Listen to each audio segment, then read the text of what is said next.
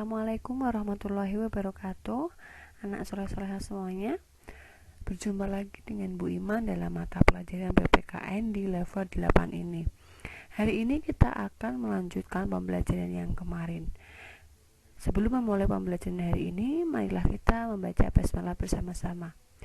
Bismillahirrahmanirrahim. Hari ini kita akan belajar dua subbab. Yang pertama ada asas-asas peraturan perundang-undangan, dan yang kedua adalah materi muat peraturan perundang-undangan. Nah, simak penjelasan dari Bu Ima berikut ini.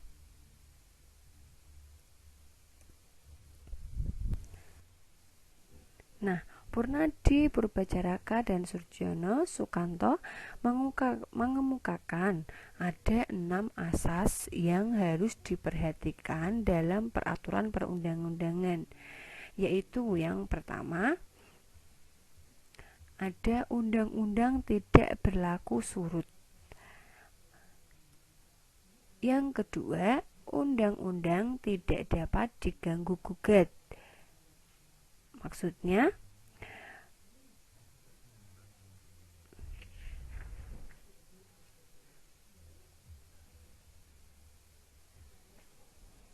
yang ketiga, ada undang-undang dapat mencapai kesejahteraan spiritual dan material.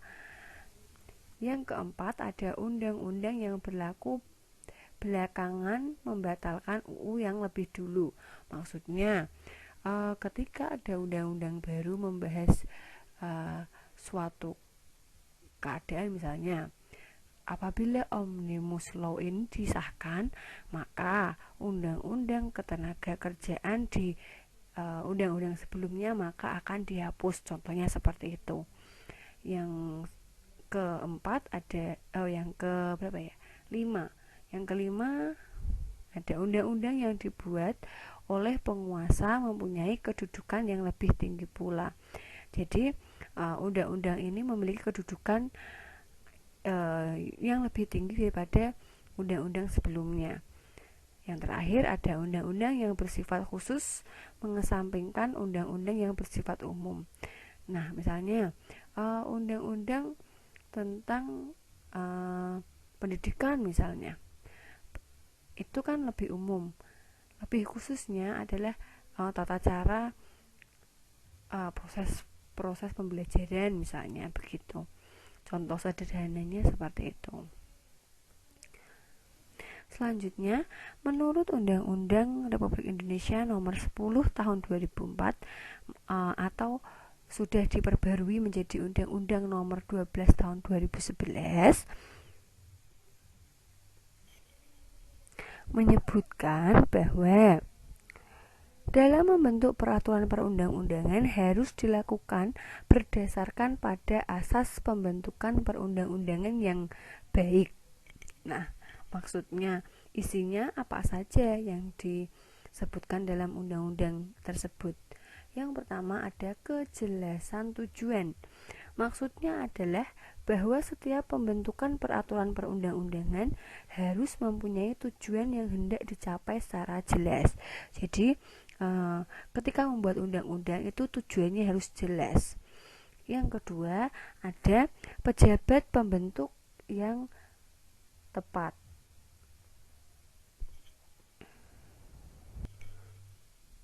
Maksudnya bahwa setiap jenis peraturan perundang-undangan harus dibuat oleh lembaga atau penjabat pembentuk peraturan perundang-undangan yang berwenang. Misalnya undang-undang tentang pendidikan, berarti yang membuat adalah Menteri Pendidikan bersama DPR yang di bagian pendidikan, seperti itu. Yang ketiga ada dapat dijelaskan. Maksudnya dapat dijelaskan di sini adalah, dapat dilaksanakan di sini adalah setiap pembentukan peraturan perundang-undangan harus menghitungkan efektivitasnya dalam kehidupan masyarakat, baik filosofis, yuridis maupun sosiologis. Nah, di sini. Jadi undang-undang itu harus dapat dilaksanakan tanpa melanggar undang-undang yang lain dengan memperhatikan aspek-aspek yang filosofis, juridis, dan lain sebagainya. Yang keempat, ada kesesuaian antara jenis, hierarki, dan materi. Selanjutnya ada kedayagunaan dan kehasilgunaan. Maksudnya apa? Pembentukan peraturan perundang-undangan dibuat karena benar-benar dibutuhkan dan bermanfaat dalam mengatur kehidupan bermasyarakat, berbangsa, dan bernegara. Jadi undang-undang itu memang urgent atau memang harus dibuat begitu. Kemudian ada kejelasan rumusan. Nah, di sini setiap peraturan perundang-undangan harus memenuhi persyaratan teknis, penyusunan sistematis dan pilihan kata-katanya beserta bahasanya yang jelas dan mudah dimengerti, tidak menimbulkan berbagai persepsi dalam pelaksanaan undang-undang tersebut. Yang terakhir ada keterbukaan. Artinya adalah proses pembentukan mulai dari perencanaan, persiapan, penyusunan, dan pembahasan bersifat transparan sehingga masyarakat dapat masukan.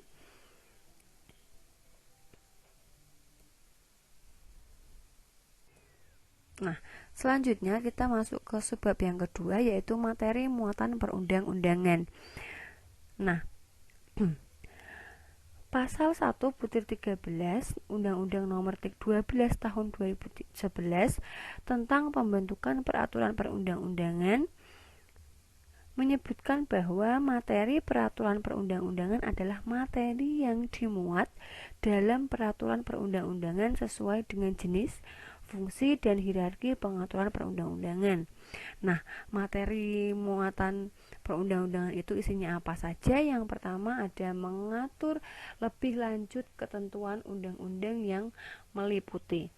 Yang kedua, diperintahkan oleh suatu undang-undang untuk diatur dengan undang-undang. Yang tiga, materi Perpu sama dengan materi UU. Kemudian yang keempat, materi muatan peraturan pemerintah berisi materi untuk menjalankan undang-undang. Kelima, materi peraturan presiden berisi materi yang diperintahkan oleh undang-undang untuk melaksanakan peraturan pemerintah. Yang keenam, ada peraturan daerah memuat materi dalam rangka penyelenggaraan otonomi daerah. Dan yang terakhir ada peraturan desa membuat atau memuat materi dalam rangka penyelenggaraan urusan desa.